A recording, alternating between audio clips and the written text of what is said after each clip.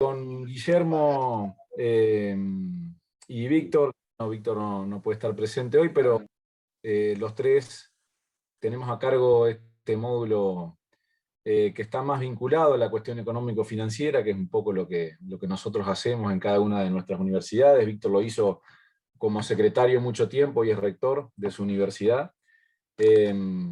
Y la idea es por ahí contarles un poco de qué se trata esta cuestión relativa a lo económico financiero, a lo administrativo. Por ahí hay una cuestión compleja para muchos, para otros incluso hasta estudiando en la universidad, con algún perfil vinculado a las ciencias económicas, también compleja toda la cuestión relativa a la actividad de la administración pública o de la contabilidad pública o sobre todo del presupuesto. La idea nuestra es poder darles alguna pauta, sobre todo de lo que tiene que ver con la materia, y hemos, bueno, en principio por ahí a los que estén cursando, que sean de las áreas económico-financieras, primero decirles que lo que hemos preparado, hemos tratado de que no sea tan técnico, porque la idea en este curso es que todos los integrantes, los que los están cursando, puedan tener alguna visión más que nada macro de todo el sistema universitario, y en lo referente a la materia nuestra, tratamos de orientar también hacia los que no tienen un perfil en las áreas económico-financieras para que puedan por ahí tener esta mirada macro sobre todo, sobre lo que tiene que ver en nuestra área. Así que bueno, para empezar primero, decirles que como ustedes saben, las universidades dentro del sector público nacional, estamos dentro de la Administración Pública Nacional. La Administración Pública tiene la Administración Central, los organismos descentralizados, instituciones de la Seguridad Social, y las universidades nos encontramos dentro de los organismos descentralizados. Esto es por ahí bueno recordarlo, tenerlo presente, dado que muchas de las leyes que alcanzan a las universidades tienen que ver con esto y con esta cuestión jurídica de que las universidades estamos consideradas como organismos descentralizados de la Administración Pública Nacional. Por otra parte, también es bueno que cada uno de nosotros, previo a hacer algún análisis sobre la cuestión económico-financiera de nuestras instituciones, podamos contextualizar cada una de nuestras universidades para ver dónde estamos dentro de todo el sistema, dentro de las dimensiones que tiene el sistema, y sobre todo cuáles son estas características. O sea, como introducción por ahí, pensar primero en esto, la distribución del sistema. En Argentina hay 132 instituciones universitarias. El sistema está relativamente equilibrado en cuanto a las cantidades de instituciones, no así en cuanto a los alumnos que cursan en las instituciones privadas como estatales, pero como vemos hay 67 instituciones estatales, 65 privadas, universidades nacionales 57, universidades privadas 50, y luego hay algunas universidades provinciales y un instituto provincial también. En referencia también, como para dar una introducción, esto no nos vamos a detener aquí en cada una de estas normas, en el material que las chicas por ahí les han subido al campus, está desarrollado de las normas que presentamos acá, pero básicamente este es el marco normativo y las principales normas por las cuales nos regimos en la administración financiera del sistema universitario. Obviamente, primero que nada, en la pirámide jerárquica de leyes o jurídica tenemos a la Constitución Nacional, donde más allá de la consagración de la autonomía que da la autonomía universitaria que da la Constitución, hay también algún articulado que tiene que ver sobre todo con la cuestión presupuestaria, ¿no? Luego tenemos la Ley de Educación, la Ley de Financiamiento Educativo, la Ley de Administración Financiera, 24.156. Esta es una de las leyes más importantes en cuanto a lo que tiene que ver en la diaria de la actividad económico-financiera, dado que esta ley es la que regula toda la actividad de la administración financiera del Estado Nacional. Las universidades estamos alcanzadas, y básicamente la estructura económico-financiera y la organización económico-financiera que tenemos en cada una de nuestras universidades, con las características independientes que cada una de las universidades tienen. Todos sabemos que el sistema público nacional es muy complejo y cada universidad tiene un esquema diferente de otra, pero básicamente el encuadre que tenemos cada una de las secretarías económico-financieras en todas las universidades responde a la Ley de Administración Financiera.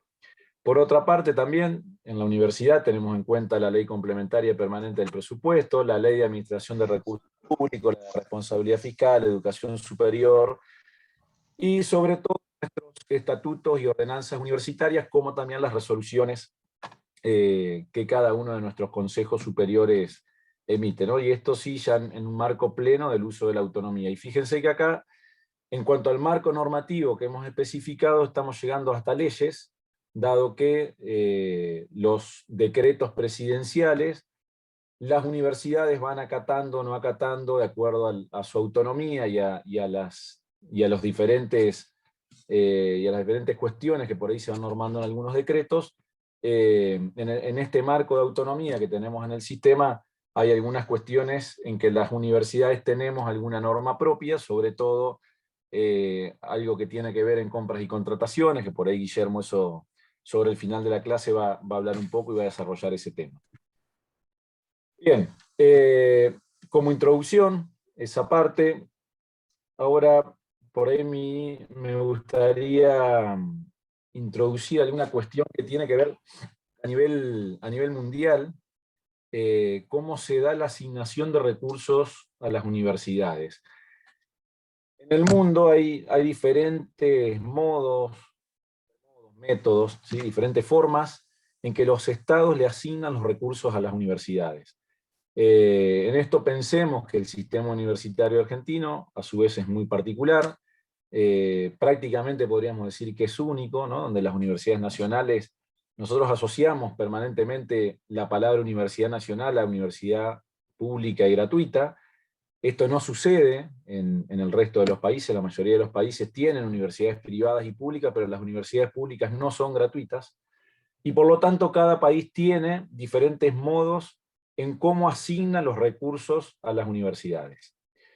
De esta forma, esto que estamos mostrando acá en esta placa es un resumen de mucha teoría que hay sobre esto. Nosotros hemos tratado acá en esta placa hacer algún resumen para tener alguna aproximación y con esto dar cuenta de que en el mundo hay diferentes mecanismos o muchos mecanismos de cómo los estados distribuyen el presupuesto en la educación superior, y sobre todo que estos mecanismos hoy por hoy no son mecanismos puros, sino que cada estado o cada nación utiliza estos mecanismos, utiliza en parte algunos mecanismos, pero generalmente no hay un mecanismo puro que se utilice. De hecho, yo a medida que los vaya desarrollando, por ahí los invito a ustedes, dentro de lo que conocen del sistema universitario argentino, a ir pensando dentro de este esquema qué tipos de mecanismos utilizamos o utiliza el Estado argentino para hacer la asignación de recursos a las universidades. Así en la teoría podemos ver primero dos grandes ramas de cómo se subsidia, ¿sí? Y esto de cómo se subsidia en definitiva es cómo se transfieren los recursos desde los estados hacia el sistema universitario o la educación superior. Y acá tenemos dos grandes formas. Una es el subsidio a la oferta y otra es subsidio a la demanda, o transferencia a la oferta y transferencia a la demanda. ¿Esto qué quiere decir? Subsidiar a la oferta implica subsidiar o transferirle los fondos a las instituciones que ofrecen educación superior. Por eso es oferta, ¿sí? Es a quienes ofrecen la educación superior. Y el subsidio a la demanda es transferir desde el Estado la asignación de recursos a quienes demandan educación superior, que en este caso son los estudiantes. Así, dentro del subsidio a la oferta, ¿sí? Cuando el Estado transfiere fondos a las universidades, podemos encontrar también a grandes rasgos dos formas que los estados tienen o practican para hacer estas transferencias a las universidades o a las instituciones de educación superior. Tenemos un modo indirecto y un modo directo. El modo indirecto, para ponerlo con algún ejemplo y para que se entienda más fácil, modo indirecto implica que hay algún intermediario o algún ente intermedio entre el Estado y la institución de educación superior. Y para poner un ejemplo de esto, podríamos pensar en que, por ejemplo, el Estado, para destinar recursos a las facultades de veterinaria, por ejemplo, o instituciones de educación superior que desarrollan carreras de veterinaria, le asigne una partida o le asigne la decisión de esa partida, por poner un ejemplo, a los colegios o a la Federación de Colegios Veterinarios de la República, por ejemplo, ¿no? Entonces, es la federación o el colegio de veterinarios quien decide cómo se va a distribuir ese dinero entre las distintas instituciones universitarias que tienen una carrera de veterinaria, por ejemplo, ¿sí? O si pensamos por ahí en el caso argentino, podría ser que mañana el Estado Nacional le diga al SIN, al Consejo Interuniversitario, le diga, bueno, mira, esta es la partida destinada a universidades, decidan ustedes cómo se va a hacer esa distribución, ¿tá? Esto ejemplificaría esta cuestión de modo indirecto de asignar o transferir recursos desde el Estado hacia las instituciones de educación superior. Por otra parte, el modo directo es cuando el Estado directamente le asigna el monto a las instituciones, ¿sí? Dentro de esto también hay otras dos formas. Una es por partida de gasto y otra por monto global. ¿Qué implica esto por partida de gasto? Por partida de gasto es cuando ya sea el Estado en forma directa o el ente intermedio que el Estado escoja para que haga esta distribución o esta asignación de recursos, nos diga a las instituciones, bueno, ustedes van a tener de el 100 que se les da de presupuesto total, van a tener 80 para inciso 1, que es sueldos, 10 para gastos de capital, 5 para bienes de consumo, 2 para servicios y 3 para subsidios, ¿no? Entonces, lo que dice de esta manera el Estado o el ente intermedio que tiene ese poder de decisión de cómo hacer la distribución, le está diciendo a las instituciones cómo tienen que gastar los fondos que se le asignan en las diferentes partidas. ¿Esto qué implica? Implica, al menos para nosotros en Argentina, como nosotros vemos nuestro sistema, implica pérdida de autonomía. ¿Por qué? Porque si el Estado al asignarnos los recursos, o la institución, cuando nos asigna recursos, si ya nos dice en qué partidas tenemos que gastar, en realidad la autonomía queda delimitada al monto que se puede ejecutar dentro de cada una de las partidas, ¿sí? En cambio, por monto global es cuando el Estado le dice a la institución universitaria, bueno, toma, te doy 100, vos con los 100 los gastás como querés. Si vos como universidad te querés gastar los 100 en sueldo, bueno, no te quedará para pagar la luz, no te quedará para pagar los servicios, problema de la universidad o de la institución, ¿tá? Cuando la asignación de partidas es por monto global, obviamente y lógicamente esto le da al sistema o a las universidades o a las instituciones una mayor autonomía de decisión de cómo distribuir internamente el presupuesto, los recursos que el Estado Nacional les asigna. Bien. Por otra parte, hay otros dos métodos, ¿sí?, dentro de esta asignación, sobre todo cuando es por monto global, que es uno que está enfocado a hacer esa distribución por intermedio de una fórmula o hacer también la distribución por medio de contratos, ¿sí? Pueden ser también por fórmulas y contratos, o puede ser o fórmula o contrato, o puede ser un mix de todas estas formas que estamos viendo acá. ¿Qué implica hacer una distribución por fórmula? Por un lado, el Estado Nacional, esto por ahí se dice en la teoría que puede asignar mayor transparencia a la forma de asignar recursos. ¿Por qué? Porque todas las instituciones conocen cuál es la fórmula por la cual el Estado les va a asignar recursos, y ese conocimiento de las instituciones de la fórmula le da mayor previsibilidad porque sabe, de acuerdo a cómo tiene su composición interna de la universidad en esa fórmula, qué es o cuánto le va a percibir o cuánto le va a tocar de esa asignación de recursos que tenga el Estado Nacional. De esta forma, las fórmulas también se pueden diseñar pensando en una fórmula que esté más orientada al insumo proceso, o las fórmulas pueden estar orientadas hacia el resultado. ¿Esto qué quiere decir? Que quien piensa la fórmula de cómo se va a hacer esa asignación de recursos o cómo se va a distribuir los recursos entre las diferentes instituciones, puede pensar una fórmula que esté relacionada al proceso educativo, ¿sí? Que esto, ¿con qué va a tener que ver? Y seguramente con cantidad de inscriptos, cantidad de alumnos, cantidad de docentes, cantidad de edificios, o una fórmula que esté más orientada y más pensada al resultado. Una fórmula pensada al resultado va a ser directamente cuánto efectiva fue la institución, por ejemplo, pensando en los graduados. ¿Cuántos graduados tuvo la institución? De esa manera, diseñando una fórmula de ese tipo, la fórmula resulta pensada, ¿no?, y orientada hacia el resultado que tiene la institución, y de esa manera distribuir dinero.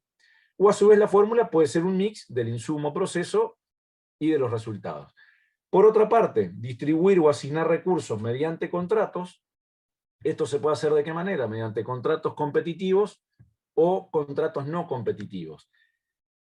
¿Contratos competitivos cuáles son? Cuando quien tiene el dinero para asignarlo dice, bueno, llamo, ¿sí?, a una convocatoria, y como yo llamo a la convocatoria, digo, bueno, inscríbanse en esta convocatoria, estos son los requisitos que tiene la convocatoria a la cual estamos llamando, y quienes cumplan esos requisitos vienen y obtienen fondos. De esa manera, ¿qué es lo que origina? Una competencia por esos fondos. En cambio, los contratos no competitivos son aquellos contratos o acuerdos entre el Estado que asigna recursos y la institución universitaria, por ejemplo, la universidad le dice al Estado, mirá, tengo una necesidad por una vacancia geográfica que tenemos en la zona nuestra, y hay una necesidad de desarrollar una nueva carrera en la región. Entonces, de esa manera, el Estado le dirá, bueno, te asigno fondos, pero te pongo esta condición, que puede ser, bueno, cada 2 años tenés que ir concursando los docentes, o la rendición de cuentas será de tal o cual manera. Pero de esa manera hay un acuerdo entre las partes, uno que necesita y otro que dice, bueno, financio con estas condiciones, y a eso se le llama contrato no competitivo. Esto a usted por ahí le puede resultar familiar, en que los contratos no competitivos generalmente son los que por el área de calidad o la dirección de calidad de la Secretaría de Políticas Universitarias los conocemos comúnmente como contratos programas, ¿sí? Son aquellos contratos que celebra cada una de las universidades con el ministerio, y esos contratos programas tienen esta característica de contrato no competitivo. En cambio, los competitivos son todas las convocatorias que hace el ministerio, como también el ministerio, pueden haber visto mucho desde el Ministerio de Ciencia y Técnica, que por ahí hay muchas convocatorias y esas convocatorias tienen determinados requisitos, y la universidad que cumple el requisito consigue el dinero. ¿Está? Estos son, en forma global y rápidamente, todo esto usted en el material lo tienen mucho más desarrollado y con, digamos, más específico cada uno de estos métodos, pero grandes rasgos para tener una idea, ¿sí?, de que los estados, cada vez que tienen que pensar cómo distribuir dinero, piensan o manejan o tienen algunos de estos mecanismos de distribución. Ahora, rápidamente, si nosotros pensamos en nuestro sistema, en el argentino, ¿qué podemos decir? ¿Cómo subsidia el Estado Nacional? ¿A la demanda o a la oferta? ¿Sí? Rápidamente, ¿qué decimos? El subsidio es a la oferta. ¿Por qué? Porque el Estado Nacional le asigna el dinero a las universidades. ¿Qué modo usa? ¿Indirecto o directo? El modo es directo. ¿Sí? ¿Por qué? Porque la asignación no pasa por un intermediario, sino que va directamente Estado-universidad. ¿Cómo es esa asignación? ¿Por partido del gasto o por monto global? Hoy es por monto global. Hasta el año 92, 93, la asignación venía por partida del gasto. ¿Sí? La asignación venía ya directamente cuánto era para inciso 1, cuánto para inciso 2. Luego de la aprobación de la Ley de Administración Financiera, ya por la década de los 90, esto se modificó y las asignaciones a las universidades empezaron a ser por monto global. Más allá de que por ahí algunos de los que están acá, que estén en las áreas económicas financieras o vinculados al área económico financiera, me dirán, sí, bueno, pero mensualmente la Secretaría nos manda una partida para fondos y una partida para gasto de funcionamiento. Pero eso es correcto, pero esa partida que mensualmente envía el ministerio es la partida financiera. ¿Tá? Cuando asigna el recurso, que es la partida del crédito presupuestario, que esto lo hace el Congreso de la Nación, ahora vamos a entrar un poquito más en lo que es presupuesto en sí, lo vamos a ver ahí. Esa asignación de presupuesto es un monto global que se le da a la universidad. ¿Tá? Sí hay una diferenciación de funciones, las universidades que tienen hospitales, ustedes verán que tiene una función salud, y después está la función educación y cultura, y ciencia y técnica, ¿tá? Pero son funciones y no partidas. ¿Tá? Lo que es partida, la partida es global. Y en cuanto a las fórmulas y contratos, los ejemplos que mencionamos recién respecto del área de calidad de la Secretaría, y fórmulas, muchos por ahí conocen la fórmula del SIN, ¿sí? Que por ahí, está acordada por diferentes acuerdos plenarios, y esto también sobre la segunda parte de la clase, Guillermo va a entrar un poquito en esta cuestión de las fórmulas de distribución de recursos que se utilizan. Rápidamente vemos subsidio a la demanda, es entregar el dinero directamente a los estudiantes. Y acá, ¿qué sucede generalmente en algunos países que utilizan esta fórmula o este modo como método usual de asignación de recursos a las universidades? Hay países, por ahí ustedes pueden conocer algún caso, donde el Estado le asigna los fondos a los estudiantes, e incluso se lo asigna en forma de bonos, donde los estudiantes con ese bono lo que hacen es pagar una matrícula en alguna universidad pública o privada, pero que les cobran matrícula. Entonces, ¿qué genera esto? Que son las instituciones quienes tienen que ir y competir para conseguir a estos alumnos que tienen un bono. Y en definitiva, el alumno entrega el bono en parte de pago, que le cubrirá el 100%, el 50%, el porcentaje que sea, a la institución universitaria, y es la institución quien va y canjea ese bono en el Estado Nacional, y de esa manera la institución universitaria se hace de esos recursos para poder financiarse. ¿Tá?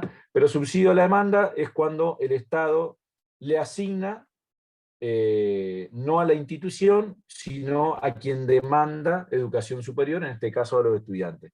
Para el caso de Argentina, también todos conocen, tenemos las becas que el Estado Nacional asigna a los estudiantes. Ahí hay un subsidio a la demanda, no es la lógica de la teoría que tiene y que yo mencioné recién, de que el Estado le da una beca al alumno para que luego el alumno pague a una institución, sino que tiene una lógica más social, la beca que se da en Argentina, y no para que el alumno luego la entregue en una universidad. Pero sí nos permite a nosotros como instituciones universitarias que muchos chicos que tal vez no podrían estudiar, al tener una beca puedan estudiar y vengan y estudien en nuestra institución y en nuestra universidad. Ahora sí vamos a entrar un poquito más en presupuesto, acá hay alguna definición de presupuesto, pero más allá de las definiciones, por ahí teóricas que vamos a ver, lo que tenemos que entender de presupuesto es qué es un presupuesto, ¿sí? Y simplemente un presupuesto tenemos que pensar en qué. Y que el presupuesto es un plan que elabora la organización, puede ser el Estado Nacional, puede ser una universidad, o puede ser una empresa privada, pero es un plan que se elabora respecto de qué, de lo que pensamos a futuro, sobre todo sobre la probabilidad de los ingresos que vamos a tener y sobre la definición de los gastos que esa organización va a tener a futuro. ¿Tá? Es un plan preventivo, es un plan que se hace anticipado. Si pensamos en el Estado Nacional, sobre todo, ese plan anticipado que se hace tiene que ver con qué. ¿El Estado qué responde? El Estado Nacional responde cuando programa presupuestariamente, responde a una política, y esa política va en respuesta de qué, de la necesidad pública o de las necesidades colectivas que tienen los ciudadanos en un Estado. Esta respuesta que hace el Estado mediante el presupuesto, ¿sí? Es una programación política económica. Y de hecho, se dice que es la programación de política económica más importante que tiene el gobierno, porque todo lo que vuelca el presupuesto, en definitiva, ¿qué termina siendo? Quien plantea un presupuesto, termina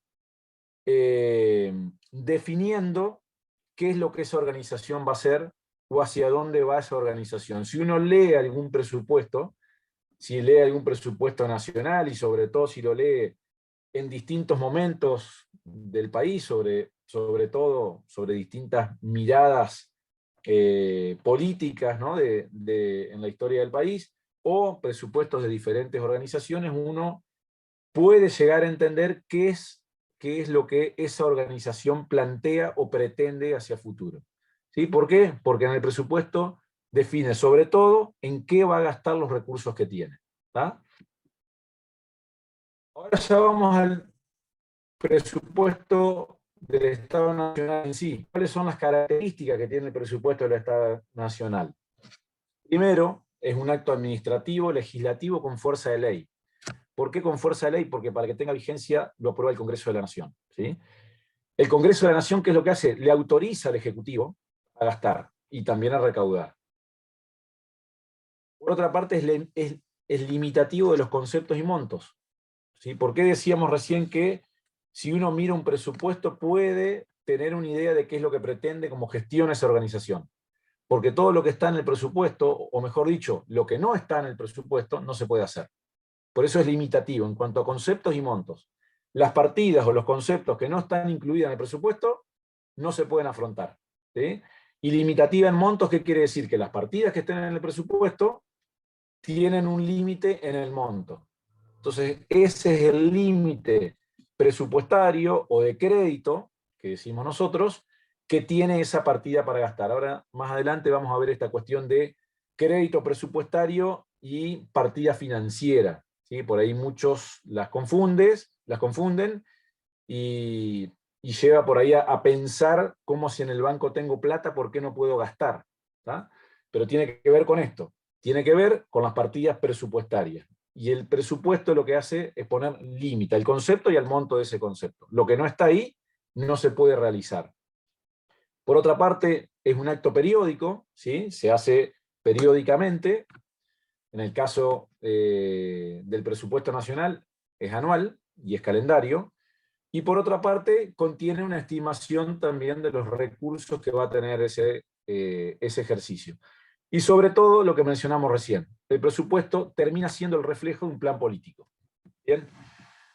Por otra parte, cuando hablamos de presupuesto, tenemos que tener en claro que el presupuesto o la materia presupuestaria está basada en diferentes principios, que estos principios se llaman principios presupuestarios generalmente aceptados. ¿Qué quiere decir?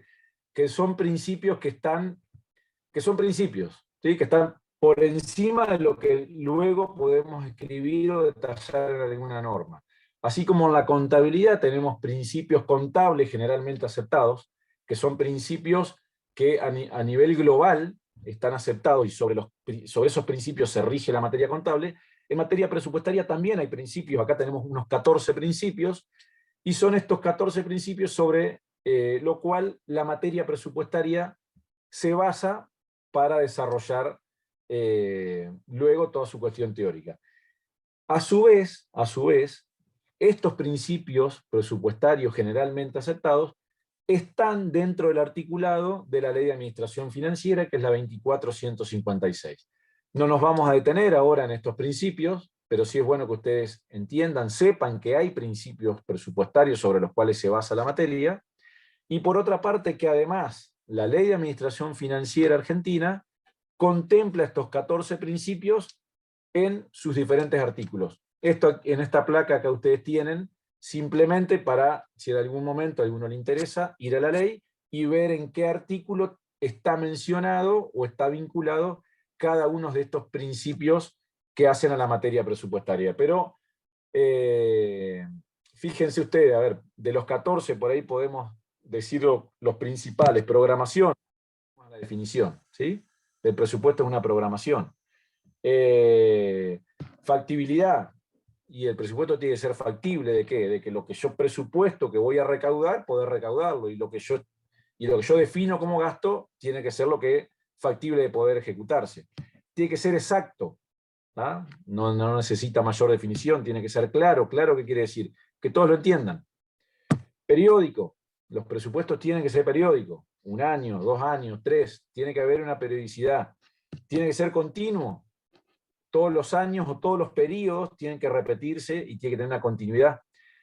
Este principio es importante, flexibilidad. ¿Recuerdan cuando nosotros vimos acá limitativo de los conceptos y montos? Lo que no está en el presupuesto no se puede gastar.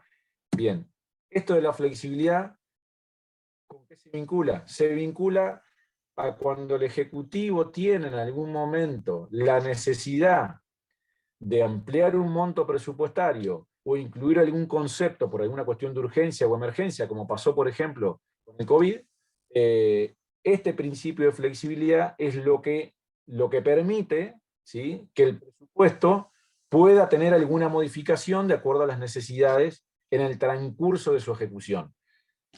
¿El principio de equilibrio cuál es? El presupuesto siempre tiene que estar equilibrado. Nosotros podemos decir, primero pensamos en una necesidad de gasto, entonces podemos decir, necesitamos gastar indefectiblemente 100. Ahora estimamos que vamos a recaudar 80. ¿Podemos presentar un presupuesto de esa manera? No, no se puede, porque el principio de equilibrio, ¿qué quiere decir? Que lo recaudado o lo ingresado tiene que ser igual a lo gastado, o a lo que se prevé gastar. Entonces, de esta manera, si tenemos una necesidad de 100 en el gasto y tenemos una previsión de que vamos a recaudar 80, esos 20 restantes, cuando se plantea el presupuesto por este principio de equilibrio, esos 20 restantes tendrán que ser cubiertos. ¿Con qué? Y, por ejemplo, con el acceso al crédito público. Entonces, el Ejecutivo le tendrá que decir al Legislativo, cuando le pide esta autorización en el presupuesto, mirá, necesitamos gastar 100, vamos a recaudar 80, estos 20 los vamos a obtener con crédito público, ¿sí? Anticipación y transparencia, ¿tá? Son otros de los dos principios también. Pero bueno, rápidamente aquí vimos cuáles son estos principios generalmente aceptados que hacen a la materia presupuestaria, y los tenemos a todos mencionados dentro de la Ley de Administración Financiera. Luego tenemos el proceso presupuestario. El proceso presupuestario tiene distintas etapas, ¿sí?, que es una cadena de acción continua en la gestión pública, que lo que permite es poder definir hacia dónde se dirige esa acción pública, cuál va a ser su trayectoria, y por otra parte, permite identificar políticas, objetivos, metas de corto y de mediano plazo, ¿tá? Ahora vamos a ver el presupuesto nacional, el ciclo presupuestario dentro del presupuesto nacional, y esto también ya yo los invito a que vayan pensando, o que puedan pensar ustedes, este ciclo presupuestario dentro de su institución universitaria, porque las instituciones presupuestarias universitarias también desarrollamos y hacemos nuestro propio presupuesto, y también tenemos parte de este ciclo, o este ciclo en forma completa dentro de nuestras instituciones. Este ciclo tiene diferentes etapas. Acá tenemos 5 etapas, ¿sí? Y en el presupuesto nacional tenemos la primera etapa, que es la formulación. ¿Qué es la formulación? Es plantear el presupuesto, es diseñar el presupuesto.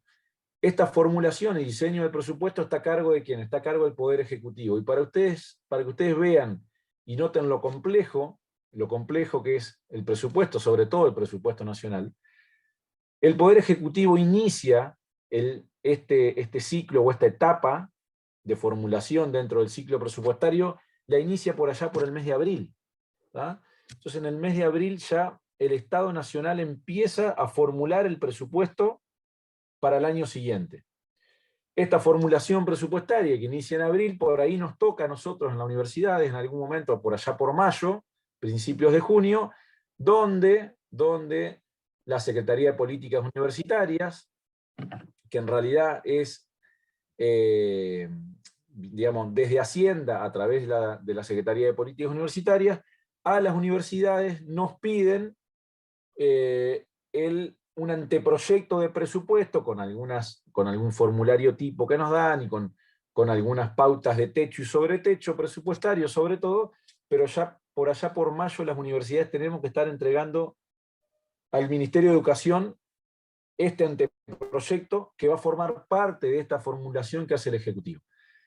El 15 de septiembre, este año ya estamos a poquitos días, de que el 15 de septiembre es la fecha límite en que el Ejecutivo le tiene que elevar al Legislativo el anteproyecto de presupuesto. Ahí viene la segunda etapa, que es la de discusión y sanción. En esa segunda etapa ya es el Poder Legislativo quien discute y sanciona el presupuesto. Bien saben ustedes, el presupuesto ingresa por la Cámara Baja, entra por la Cámara de Diputados. ¿Y por qué entra por la Cámara de Diputados? Porque el presupuesto, al responder a estas necesidades públicas, y el presupuesto lo que hace mediante la política pública es dar respuesta a las necesidades colectivas de la población, entra por la Cámara de Diputados. ¿Por qué? Porque son los diputados los representantes del pueblo. Entonces, de esa manera entra a diputados porque son los diputados quienes hacen la primera discusión respecto del presupuesto. Este presupuesto, previo a la sanción, cuando entra a ambas cámaras para ser discutido, puede tener propuestas de modificación de acuerdo a lo que formula el Estado Nacional. Y ahí es donde, en el Poder Legislativo, se dan las diferentes negociaciones políticas para poder aprobar el presupuesto. El plazo para aprobar el presupuesto por parte del Poder Legislativo es el 31 de diciembre. Ahora bien, ¿qué pasa si el 31 de diciembre el legislativo no aprueba el presupuesto? Ahí la norma le da al Poder Ejecutivo, porque si no hay presupuesto no podríamos al año siguiente iniciar el año de ejecución, porque no hay, el Ejecutivo no tiene la autorización de ley que le da el Congreso para poder ejecutar y gastar su presupuesto, y ni tampoco para recaudar. Entonces, ¿qué es lo que hace? La norma, la ley, le da la posibilidad al Ejecutivo, si para el 31 de diciembre no tiene presupuesto aprobado por parte del Congreso, de reconducir el presupuesto. Reconducir implica tomar el presupuesto del año anterior, y ese es el presupuesto que se toma como base para poder empezar a ejecutar el año próximo. Bien, una vez que el Congreso aprueba, antes del 31 de diciembre, el presupuesto que le da la sanción al presupuesto, luego viene la tercera etapa en este ciclo, que es la ejecución. Esta ejecución está a cargo ¿de quién? Del Poder Ejecutivo. ¿Y qué va a ejecutar? Va a ejecutar lo que el Congreso le aprobó. Y acá es donde va a tener esta cuestión de limitación en cuanto a conceptos y a gastos. Todo lo que no está aprobado en el presupuesto, el Ejecutivo no lo va a poder ejecutar, ¿sí? Y el tope para ejecutar en cada uno de los conceptos que tenga aprobado va a ser el tope que le haya dado el Poder Legislativo dentro de ese presupuesto. Luego viene una cuarta etapa, que es la rendición de cuentas. Quien ejecuta está obligado posteriormente a rendir cuentas. Y una quinta etapa, que es la etapa de evaluación y control. Esta etapa de evaluación y control está también, la Ley de Administración Financiera da, hay dos organismos que son los encargados de la evaluación y control. Por un lado tenemos lo que se llama control interno o auditoría interna, que está en cabeza de la SIGEN, y por otra parte, la Auditoría General de la Nación, que hace las veces de auditoría externa, ¿sí? La SIGEN depende del Poder Ejecutivo, por eso es una especie de auditoría interna. La Auditoría General de la Nación depende del Congreso, por eso es la auditoría externa que hace el Congreso al Poder Ejecutivo. De esta manera tenemos el ciclo presupuestario completo. Ahora vamos a ver este ciclo presupuestario en una línea de tiempo. Fíjense, formulación en el año previo, arranca por el mes de marzo-abril hasta el mes de septiembre. Luego, entre el 15 de septiembre al 31 de septiembre viene la etapa de discusión y aprobación, que está a cargo del Congreso. Ya en el año fiscal, que es el año del cual se trata el presupuesto, de enero a diciembre es el año, el periodo de ejecución de ese presupuesto, y el año siguiente, la rendición de cuentas que se debe hacer, el Ejecutivo tiene hasta junio para presentarle al Congreso la cuenta de inversión. A su vez, las universidades participamos dentro de esta rendición de cuentas, y la fecha que tenemos las universidades generalmente es entre el 15 y 25 de febrero, donde las universidades tenemos que presentar la cuenta de inversión de cada una de las universidades a la Contaduría General de la Nación y al Ministerio de Educación, que luego la Contaduría consolida con el resto del sector público nacional, y de esa manera en junio presenta la rendición de cuentas o el balance sería del Estado Nacional del año anterior al Congreso para que sea aprobado. Las etapas de evaluación y control se dan en el año posterior al cual se ejecuta, pero también se dan durante el año que se va ejecutando, porque hay muchas auditorías que se van dando en forma concomitante a cuando el Estado va realizando o haciendo sus gastos o ejecutando el gasto. Habíamos dicho que el Estado Nacional formula y el Congreso aprueba. Vamos a entrar ya en la parte que nos toca a nosotros y posiblemente la que más nos interesa. El presupuesto de las universidades nacionales. Dentro de la ley de presupuesto que el Congreso aprueba, hay una planilla anexa al artículo 12 que se llama, que es esta que ven ustedes acá, que es una planilla en la cual la ley define cuánto es el monto que cada una de las universidades va a tener de presupuesto para el año próximo. ¿Sí? Esta planilla generalmente se le llama, o se dice que tiene dos bloques, una es el bloque 1 y la otra es el bloque 2.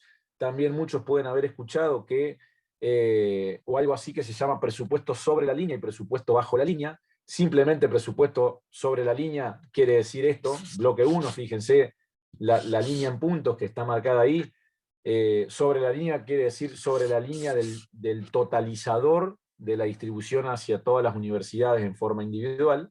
Bajo la línea es el bloque 2. Entonces tenemos bloque 1, bloque 2 o presupuesto sobre la línea o bajo la línea. En el bloque 1, el Estado Nacional hace la distribución universidad por universidad, aplicando generalmente una fórmula o aplicando para determinar ese monto generalmente un gran porcentaje por el histórico, que es por lo que tuvo el año anterior la universidad. Todos sabemos que en el sistema universitario, al ser un sistema público y está vinculado al empleo público, nosotros no podemos, digamos, las universidades no tienen o no cesan a personal de un año hacia otro, por lo tanto hay un gran componente en el presupuesto que es repetitivo, que son los sueldos, entonces ese porcentaje es el que se dice está relacionado a un porcentaje histórico, menos de la plata que tuve el año pasado para sueldos, no puedo tener este año, ¿sí? Entonces de esa manera, cuando se piensa el diseño o la distribución presupuestaria para el sistema universitario, se tiene en cuenta esto y otro porcentaje, cuando hace la planificación presupuestaria el Estado Nacional, aplica alguna cuestión ahí relativa, alguna fórmula que utiliza para ver cómo va haciendo esta distribución y cuánto le va dando a cada universidad. Lo que dijimos hoy, fíjense, el monto que se da a cada universidad no está dividida por incisos, sino que es una partida global. Dentro de esta partida global, la universidad, dentro de los términos de su autonomía, si quiere, se gasta todo en sueldos. ¿Ah? Ahora, ¿cómo funciona? Bueno, no sé. Esa autonomía que le da libertad a nuestras instituciones también nos da responsabilidad para dar respuesta a cómo vamos a funcionar. Esto un poco en relación a lo que mencionábamos hoy, de que esta distribución que se hace es por partida global. En el bloque 2, ¿qué queda? El bloque 2 o el presupuesto bajo la línea, generalmente es el monto que el Estado Nacional se deja, o le deja en este caso a la Secretaría de Políticas Universitarias, ¿para qué? Para que la Secretaría haga política. ¿Ah? ¿Y haga política con qué? Con determinadas cuestiones, con determinar algunos contratos específicos o programas específicos, como por ejemplo el Estado Nacional puede tener la política y decir, bueno, vamos a incentivar carreras prioritarias, como sucede este año, ¿no? Entonces, de esa manera, parte del dinero que se deja en el bloque 2, el Estado Nacional lo utiliza para desarrollar alguna política direccionada de qué es lo que pretende hacer en materia educativa. ¿Tá? Está acá abajo el dinero donde, esta parte que vimos al principio, sobre todo de estos modelos distributivos, donde las universidades vamos a la Secretaría de Política Universitaria y allí es donde tenemos estos contratos, programas, contratos específicos o contratos competitivos. ¿Tá? Todo aquello que las universidades accedemos en más por fuera de lo que nos distribuyen en el bloque 1, accedemos por medio de ir a la Secretaría de Política Universitaria a presentarnos en las convocatorias o ir con alguna necesidad puntual de la universidad a la Secretaría de Política Universitaria para de esa manera lograr algún contrato programa. Bien, en relación a esta plantilla o esta planilla anexa al artículo 12 no es la de este año, por ahí algunos verán los números, es una planilla más vieja, donde incluso había menos universidades porque no entraba ya en la placa y no se iba a ver nada, pero para que ustedes tengan una idea, el monto aprobado en el presupuesto 2021 por el Estado Nacional para todo el sistema público nacional es de 222.500 millones de pesos. Y eso aprobado como presupuesto 2021 sin incorporar los incrementos salariales que se dan durante el año 2021. Digo como para tener una referencia en cuanto a la cuantía y el monto que involucra todo el sistema universitario nacional. Bien, seguidamente ahora vamos a ver algunas técnicas presupuestarias. Estas técnicas presupuestarias, ¿qué son? Bueno, en principio decirles, esto es teoría, ¿sí? Es teoría presupuestaria, y estas técnicas presupuestarias están enfocadas ¿a qué? A cómo a quien le toca formular el presupuesto piensa cómo llevar adelante un presupuesto, ¿sí? O de qué manera o qué técnica utiliza para hacer el planteo de un presupuesto. Así, de esta manera, tenemos el que se llama presupuesto tradicional. ¿Por qué? Porque es el más tradicional o el más antiguo de todos. También se llama a este presupuesto tradicional, se le llama, o lo pueden ver en alguna bibliografía, como presupuesto incrementalista o incremental. ¿Por qué? Porque lo único que hace es tomar lo que se hizo en años anteriores y mirar alguna cuestión solamente estadística e incrementar eso. Por eso también se le llama presupuesto incrementalista. Pero el presupuesto tradicional, ¿qué piensa cuando uno va a desarrollar, o en qué uno piensa cuando uno va a plasmar ese presupuesto? Cuando uno va a tomar la decisión de qué es lo que va a gastar, en qué partidas va a gastar. El presupuesto tradicional piensa primero, divide la intención en el gasto en qué? Lo divide por dependencia y en forma porcentual. O por dependencia, o también podemos decir por partido. Entonces, ¿qué hace uno? Dice, bueno, por ejemplo, universidades.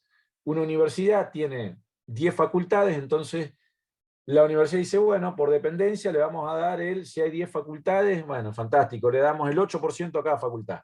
O el 5 a una, el 8 a otra, porque en algún momento midió o hizo algún análisis respecto de cantidad de alumnos, de metros cuadrados, alguna cuestión de esa. Entonces dice, bueno, por dependencia, X cantidad de porcentaje de todo el presupuesto, y así sucesivamente, a través de los años, le seguimos incrementando esto mismo que ya le venimos dando. Por otra parte, los objetivos a quien le toca conducir la organización, o de la gestión o el ejecutivo, quedan ocultos en los gastos. ¿Por qué? Porque cuando uno dice, le vamos a dar el 8% a cada facultad, no está planteando cuál es el objetivo, por qué se le da el 8% a cada facultad. Cuando uno dice el 90% del presupuesto son sueldos, no pone un objetivo de que con este 90% del presupuesto que ponemos en sueldo tenemos que darle clase a 35.000 chicos o 50.000 alumnos. Por otra parte, jurídico y contable. ¿Por qué? Se dice que permite medir la honradez de los funcionarios. ¿Por qué? Porque hay un presupuesto, ¿sí?, que lo único que nos dice es cuánto para cada partida, cuánto en cada gasto, y esto lo único que hace es, quien le toca ejecutar, ejecuta con eso, y mide si ejecutó todo, no ejecutó nada, y si está bien o mal ejecutado. Nada más que eso. Por otra parte, no podemos medir eficiencia. No podemos medir eficiencia, ¿por qué? Porque no tenemos una meta marcada en el presupuesto. Y asimismo se diluyen las responsabilidades en cuanto a ese presupuesto. Esto se va a entender mejor ahora cuando veamos esta otra técnica, que es la técnica de presupuesto por programa, que es una técnica mucho más moderna, una técnica que muchas universidades o algunas universidades están usando, tal vez no para el 100% de su presupuesto, pero sí para determinadas acciones. ¿Y qué implica un presupuesto por programa? Fíjense, nos obliga a pensar cuando hacemos la planificación. Primero, nos empezamos a hacer preguntas cuando empezamos a formular nuestro presupuesto. ¿Qué queremos hacer? Tenemos que marcar objetivos y tenemos que marcar productos y metas. Después tenemos que preguntarnos cómo vamos a lograr esos objetivos, con qué acciones y con qué tecnologías vamos a lograr los objetivos y las metas que nos propusimos. Por otra parte, estamos obligados a decir, bueno, ¿cómo lo vamos a hacer? ¿Con qué recursos? ¿Tenemos insumos? ¿No los tenemos? ¿Sí? ¿Tenemos tecnología? ¿Tenemos bienes de capital? ¿Tenemos los recursos humanos disponibles? Porque uno puede pensar un programa donde dice, bueno, tengo dinero suficiente, compro una máquina muy ingeniosa, pero después sucede que no tenemos la persona que sepa apretar el enter de esa máquina. Entonces, nos obliga a pensar si el programa que queremos llevar adelante lo vamos a poder hacer con los recursos que tenemos. No solo recursos económicos, sino también con los recursos humanos que tiene la organización. Por otra parte, ¿cuándo? ¿En qué periodo de presupuesto? ¿El programa lo vamos a desarrollar en un año? ¿En más años va a ser plurianual? ¿En qué jurisdicción? ¿En una facultad? ¿En dos? ¿En cinco? ¿En el área académica? ¿En el área de extensión? Esto nos obliga a pensar institucional y geográficamente dónde vamos a orientar ese programa. Por otra parte, ¿quién va a ser la unidad ejecutora? Y al determinar quién va a ser la unidad ejecutora, podemos determinar quién va a ser el responsable de llevar adelante ese programa. ¿Esto qué hace? Primero, muestra lo que el gobierno hace, porque el gobierno está diciendo qué piensa hacer y está marcando cuáles son sus objetivos y metas con ese presupuesto. Señala, obviamente, las metas y objetivos. Muestra los resultados del programa, o sea, permite medir estos resultados del programa, permite armar indicadores con los cuales podemos medir y dar cuenta de la eficiencia que tuvieron nuestros programas. Esto pone en evidencia claramente la ineficiencia o no de la administración pública, porque si la meta fue, por ejemplo, en un programa donde nosotros planteamos bajar un X% la deserción de los alumnos del primer año, y ese X% que nosotros planteamos reducir, cuando medimos, cuando medimos a fin del año o luego de un periodo, claramente podemos dar cuenta si el programa y los fondos que nosotros dedicamos para eso tuvo eficiencia o no. O sea, si lo que nosotros planteamos de lograr en ese programa lo pudimos lograr. Y por otra parte, precisa la responsabilidad y de esta manera determina las metas que deben ser alcanzadas. Y precisa quién es el responsable si el programa no fue efectivo o no dio los frutos que se planteó. Puede ser que el programa haya estado mal planteado, ¿no? Y que por ahí los objetivos y las metas que hayamos puesto hayan sido demasiado ambiciosas y no las alcanzamos. ¿tá? Pero si el programa está bien planteado, sí puede dar cuenta de la responsabilidad de quien debía llevar adelante ese programa y por qué no se alcanzó y qué problema hubo. Otra técnica es la técnica presupuesto base cero. Esta está bastante más relacionada a la que vimos recién de presupuesto por programa que al tradicional. El presupuesto base cero es un poco más complejo. Acá lo que hace directamente es le pasa la responsabilidad a cada uno de los administradores, como que si nosotros podríamos pensar en la universidad un presupuesto base cero y le damos a las áreas sustantivas de la universidad, le decimos, bueno, toma, con el presupuesto hace vos el planteo y vos decime lo que vas a necesitar y vos decime cómo lo vas a hacer y vos decime cómo lo vas a ejecutar. Te paso totalmente la responsabilidad a vos, tenés que todos los años arrancar de cero, lo que no ejecutaste no lo tenés más, ¿sí? Permite el presupuesto base cero mejorar el planeamiento y la asignación de recursos, pero al tener esta complejidad es muy difícil hacerlo todos los años y generalmente los que practican presupuesto o la técnica de presupuesto base cero lo piensan por ahí en 3 o 5 años o en algunos periodos más largos de lo que por ahí nosotros pensamos nuestros presupuestos o nuestros programas en las universidades. Para terminar, a ver, y esto lo mencionamos también hoy al inicio, diferenciar alguna cuestión que por ahí para no todos es clara, no todos la tienen clara, y sobre todo nosotros los que estamos en el área económico-financiera es quienes por ahí permanentemente batallamos contra esta cuestión o con algunos de nuestros otros colegas secretarios. Entonces, por ahí nos pareció, cuando armamos el curso, que esto estaba bueno recalcarlo y que se entienda. Y es diferenciar lo presupuestario de lo financiero, cuando hablamos de contabilidad pública nacional, ¿sí? Primero entender que cuando se habla de recurso financiero, la terminología en el sector público, recurso, quiere decir lo que tenemos a disposición para después gastar. ¿Tá? Entonces, nosotros cuando hablamos de recursos, ¿qué le llamamos recursos? A las rentas, a las contribuciones que recibimos, pero también la venta de un bien es un recurso para el Estado, incluso pedir plata prestada, el uso del crédito. ¿Sí? El uso del crédito también es un recurso. Entonces, cuando nosotros decimos recurso, lo que tenemos que tener en claro que dentro del sector público, todo lo que está vinculado al recurso es todo aquello que a nosotros nos permite tener plata para poder ejecutar o para poder gastar. ¿Tá? Eso primero. Segundo, esta diferencia que hay que tener claramente entre el crédito presupuestario y lo financiero, ¿sí? O lo que decimos presupuesto contra presupuesto o plan financiero. Y esto para tenerlo en claro, el crédito presupuestario es la autorización a gastar. ¿Recuerdan cuando hoy vimos la parte de que el legislativo le autoriza al ejecutivo a gastar todos los conceptos y montos y que son limitativos en el presupuesto? Esto es crédito presupuestario. ¿Tá? En la universidad, ¿cuál es el crédito presupuestario? Primero, por la ley nacional nos asignan un monto determinado, luego ese monto determinado, cada consejo superior hace una distribución presupuestaria. Entonces, si acá hay algún cursante, no sé, secretario académico, secretario de extensión, el superior le dice a la Secretaría de Extensión, mira, vas a tener 15 millones en el año siguiente para ejecutar. ¿Tá? A su vez tiene un presupuesto dentro de la Secretaría de Extensión sobre cómo va a ejecutar esos 15 millones, que lo ideal sería lo que mencionaba Marcelo, que la Secretaría de Extensión pueda decir, bueno, yo con estos 15 millones voy a desarrollar estos 3, 4 programas, entonces tengo estas metas y le voy a gastar de esta manera. Ahora, ¿qué implica tener 15 millones de crédito presupuestario?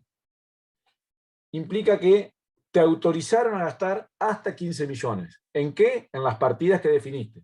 Vamos, para hacerlo bien simple, la partida. 15 millones de equipamiento. ¿Sí? Entonces, ¿qué puede pasar? Primero, ustedes saben que la ley de presupuesto se aprueba en diciembre y a partir del 1 de enero nosotros tenemos vigente ese presupuesto o está vigente esa ley de presupuesto. ¿Qué es lo que sucede? A la universidad nos dicen, mirá, tu universidad va a tener para el año que viene, o vos estás en enero, ya te dicen, este año vas a tener 3.000 millones de pesos. Esos 3.000 millones de pesos, financieramente, el gobierno nacional no te los transfiere el 1 de enero, sino que esos 3.000 millones de pesos que te asigna la ley te lo van transfiriendo por cuotas mensuales. Entonces acá hay dos cuestiones. Una, si te asignan un crédito de X cantidad de millones para equipamientos, es probable que venga el secretario de Extensión y diga el 3 de enero, no porque está de vacaciones, pero el 3 de febrero venga y diga, che, mañana quiero licitar los 15 millones de equipamiento. Y el secretario económico por ahí que le va a decir, che, no, pero mirá que tus 15 millones todavía no entraron.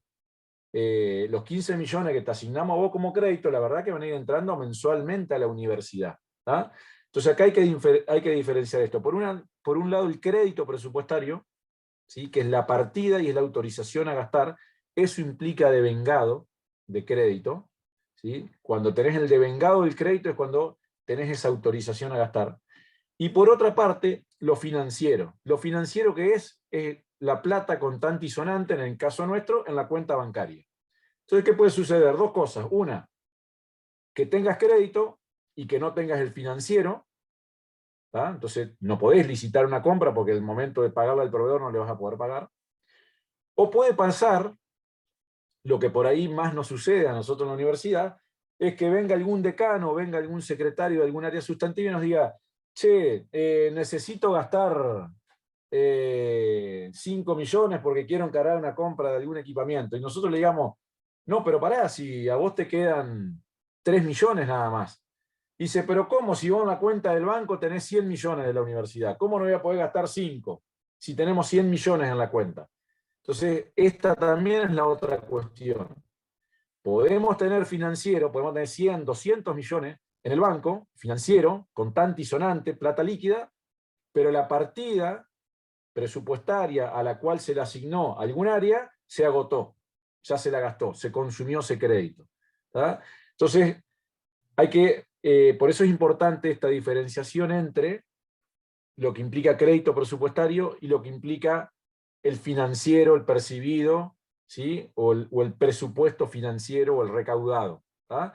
Van los dos por caminos diferentes, pero a su vez tienen alguna cierta compatibilidad porque si tengo crédito y no tengo plata, no puedo ejecutar el crédito. O puedo tener plata y no puedo tener el crédito, porque ya gasté en otras cosas. Y esa plata que tengo es de otras partidas diferentes. Bueno, ¿ahí qué habrá que hacer?